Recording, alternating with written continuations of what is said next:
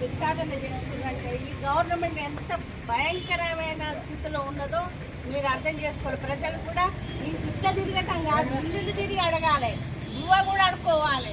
అంటే వానికి సిగ్గు వస్తుంది. ఎందుకు రేవంత్ రెడ్డికి తెలంగాణ నేను పాలిస్తానంటే వాళ్ళ పాడుకోదు. మన దొడ్డా ఇది తెలంగాణ ఏమన్నా మన అయ్యదా మన అమ్మదా మన అందరికీ మన అందరం ఖర్చు చేసి కనీసం హాస్పిటల్ పనిచేసేవాళ్ళు అవుట్ సోర్సింగ్ చేసి మన హాస్పిటల్ ఎట్టుకోవాలి.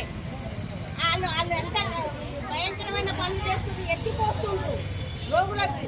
ఇప్పుడు బజార్కి ఎక్కినట్టే వాళ్ళకి భోగు లేకనే కదా ఎక్కింది. మరి ఎందుకు ఆలోచించలేకపోతుండు రేవంత్ రెడ్డి? ఈ తెలంగాణ గవర్నమెంట్ ఆయన అట్లా చేసిండు, నేను ఇట్లా చేసిండు, కేసీఆర్ అట్లా చేసిండు. కేసీఆర్ దాని దేని పనికి రాడు. కేసీఆర్ కింద వీడు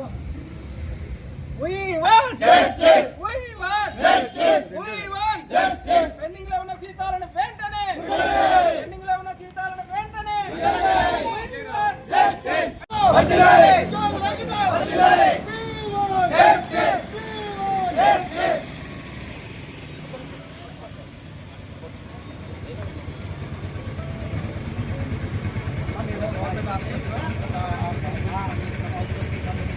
మాకు గత 5 నెలల నుంచి జీతాలు ఇవ్వట్లేదమ్మా.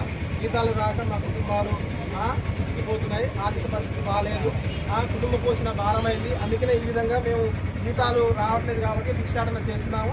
మీ వంతుగా మాకు సహకారం అందించాల్సిందిగా కోరుతున్నాము. ఉద్యోగులు